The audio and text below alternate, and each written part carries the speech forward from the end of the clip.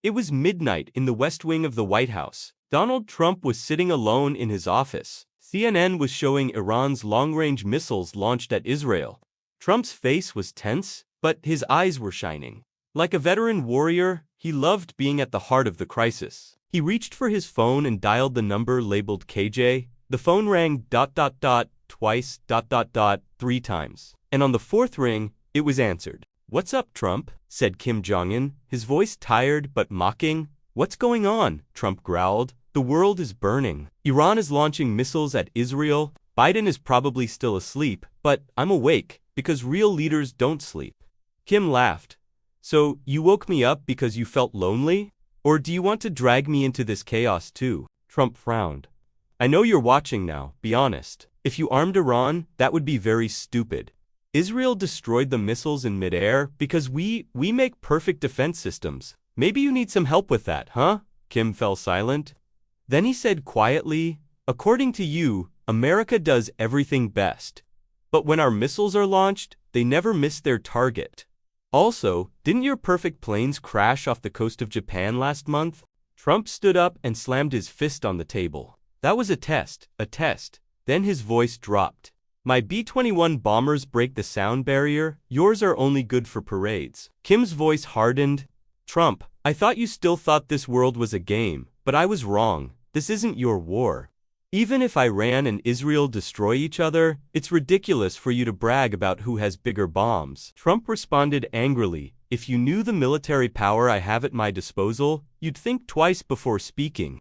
We're building a base on the moon. You're still launching missiles from trucks." Kim remained silent. Then he whispered a sentence. "What about a missile launched from the moon? Have you ever thought about that, Trump?" Trump's eyes narrowed. "Are you threatening me, Kim?" "No," said Kim. "I'm just pushing your imagination a bit, because real war starts in the mind." Trump was about to slam the phone down, but stopped. He took a deep breath. "This is just the beginning," he said. "And I'm going to win this game." Trump stared at the screen for a moment, then sat back down in his chair. His thoughts were racing like moves in the middle of a chess game. Kim Jong-un's words had taken him lightly. This hurt not only his patience, but also his ego. He reached for his phone again.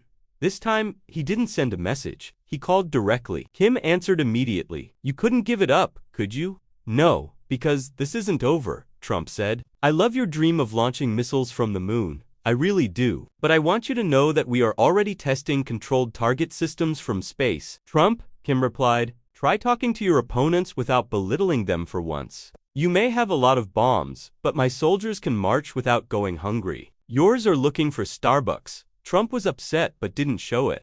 "Are you talking about soldiers? My military power is 20 times greater than yours. NATO is waiting for my signal. If war breaks out, all that will be left of you on the first day are quotes on Twitter." Kim laughed. "My only alliance is my people. I fight for them. Yours is for interests. That's the difference between us." Trump didn't respond. This time, he really started to think. This wasn't just a war of military superiority, but also a war of perception. Suddenly, an idea came to mind. "I have a proposal," he said. "Let's do a test." "What kind of test?" Kim asked. "Both sides will detonate their largest bombs simultaneously in a designated desert. The goal isn't destruction, but a display. Whoever leaves the greater impact wins." After a brief silence, Kim said, "A bomb contest. That's a child's game." Trump insisted, "No, this is a new way to test deterrence. The media will go wild. The world will hold its breath. The winner will prove not just military strength, but psychological superiority." Kim's voice changed slightly. "A dangerous game, but interesting." Trump smiled. "What's interesting is winning, Kim, and beating you in front of everyone." Kim replied softly. "And the loser?" Trump didn't answer. His eyes fixed on the dark windows of the White House. This wasn't just a bomb test, it was the explosion of two leaders' egos on the world stage. And the winner of this test might not be the exploding bombs, but the silence. The next morning, preparations were underway at a secret underground base in North Korea. Kim Jong-un had gathered his generals and was receiving a technical briefing on Trump's proposed bombing contest. At the same time, Trump was in Washington attending a special meeting with Defense Department officials. Both leaders were now on a path from which there was no turning back. Looking at satellite images on a Pentagon screen, Trump said, "Kim is serious. I know him. He's not doing this for show. This is a show of force. The defense secretary grumbled, Sir, if we do this, other countries may want to join in. We could start a global crisis. Trump raised his hand. Global tension already exists. We're just controlling it. Or at least making it seem that way. Meanwhile, Kim was standing over a map showing an abandoned valley in the western part of his country. We'll test it here, he said. And there will be such an explosion that the sky will go dark for several minutes. One of his advisors asked, What about Trump? Kim replied, He'll put on his own show. But it's not about the size of the bomb. It's about who is braver, who speaks more quietly, and still has the world listening. These words echoed almost simultaneously with Trump's remarks at the Pentagon. The world media was preparing for the bomb test. CNN, BBC, Al Jazeera, everyone was describing this historic encounter as the pow-power theater of the 21st century. The United Nations was in a state of panic. China and Russia were trying to appear neutral, while Israel and Iran were calculating whether this show would overshadow their own wars. As the test day approached, tension mounted. Trump told the press a single sentence, If this show can stop the world for a minute, it's worth it.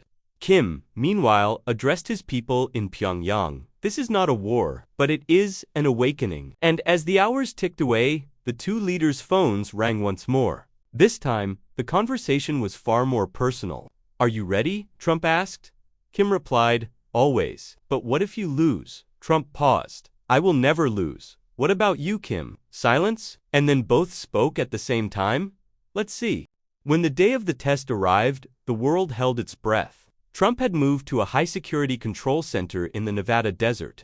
On the screens around him, the bomb test site was being monitored from above. Kim, meanwhile, was waiting in an underground control center in a deep mountain valley in eastern North Korea. Both sides had agreed on the time, 12 o'clock GMT. At that moment, on two separate continents, two different regimes would demonstrate their power at the same time. It was 11:59. Trump placed his hand on the launch button. The voice of America is about to explode, he said to himself. At that moment, Kim was also staring at the monitors in the control room. He was silent, but there was fire in his eyes. 12 o'clock. Two bombs exploded simultaneously. In the Nevada desert, after a few seconds of silence, a massive fireball rose into the sky. The shockwave was felt kilometers away. Camera footage showed every rock and grain of sand trembling on the ground. Then came silence. In North Korea, the explosion was even more powerful. Kim wanted it to be felt as a vibration rather than heard. Mountains shook, and the ground rose several meters. Then a cloud of blue dust rose into the air. This was no ordinary explosion. It was a technically and engineerily perfect test. The global media went into a frenzy. The American bomb appeared larger, but North Korea's test was far more precise and impressive. Analysts noted that both sides had demonstrated superiority in their respective fields. But the real show that night was the phone call between the two leaders. Trump, did you see it? It blew like a sandstorm in Nevada. Kim, I saw it. Beautiful lights. But we painted the sky silently. Trump smiled. So we're tied. Kim in a serious tone. No, we're just good at different things. Your strength is sound. Mine is shadow. Trump paused for a moment.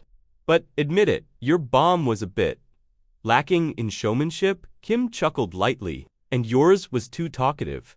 Both fell silent for a moment. Then Trump asked, What happens now? Kim replied slowly, The next war will be won, not with bombs, but with words. This time, Trump didn't object. The world trembled, but it stood firm. Perhaps there was truly power in words after all. The echoes of the explosions had not yet faded, but a whole new debate had begun around the world. What were these two leaders after? Had they really staged a show of force? Or was psychological superiority now more important in the wars of the future? Trump had returned to his mansion in Florida. He was pleased with most of the comments made about him in the media, but Kim's technological silent power had impressed some. This bothered him. He had a big trump card, but his opponent was not to be taken lightly. He grabbed his phone and dialed more slowly this time. When Kim answered, his voice was calm. The world is still talking about us, Kim replied. Yes. But no one fully understands why we did it. Trump, then I'm asking why did we do it? Kim paused for a moment. Because we're waking up from the same nightmare. If Iran and Israel go to war, everything could spiral out of control. We just showed them one thing. If even we can act with restraint, so can they. Trump was a bit surprised by this statement. So we did this not just for the show, but to set an example. Kim smiled sarcastically. Sometimes, to deliver the strongest message, you need the biggest explosion. But the intention shouldn't be the explosion, it should be the result. Trump thought for a moment, then he lowered his voice. But your bomb video got more views on TikTok than mine. Kim laughed. Because silence always sparks curiosity. Yours was like Hollywood, mine was like Japanese cinema. Trump was annoyed but amused. Then, let's do it again. This time, a real competition with an audience. The best fighter jet show, visuals, technical skill, speed, everything will be judged. Kim didn't object, but with one condition. He said, Trump was curious. What's that? One member of the jury will be from Israel and one from Iran. Trump seemed about to react, then smiled. I didn't expect such an idea from a dictator like you, Kim replied calmly, because sometimes, even peace needs a show. And at that moment, the rivalry between the two had transcended a mere ego battle, transforming into a strange diplomatic theater, shaping the future of the world. Months had passed. Iran and Israel had halted their war preparations, and the world's attention was focused on Trump and Kim's competitive diplomacy.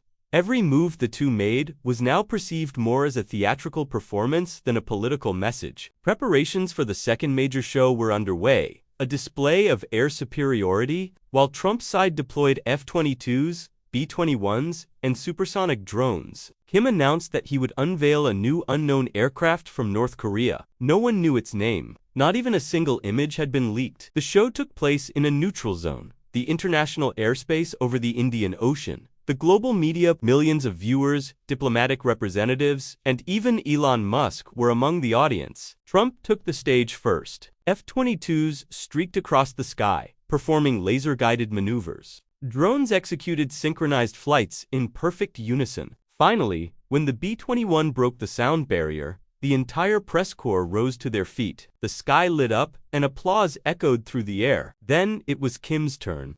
Suddenly, only one aircraft appeared in the sky. It glided silently, bright black, angular, almost like a ghost.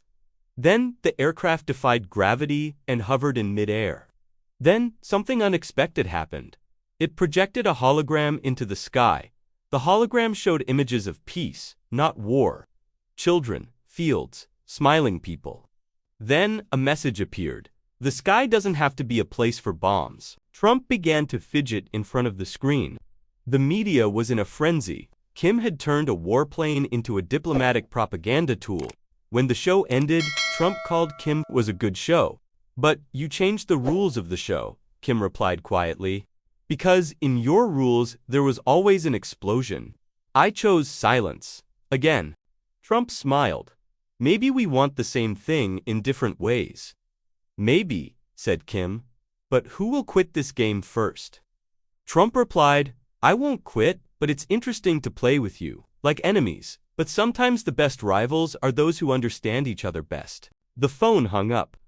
World leaders were still discussing this strange duo, but the people were talking about the possibility of peace born, not from war, but from competition. And the sky, perhaps for the first time that day, looked like a real place of peace.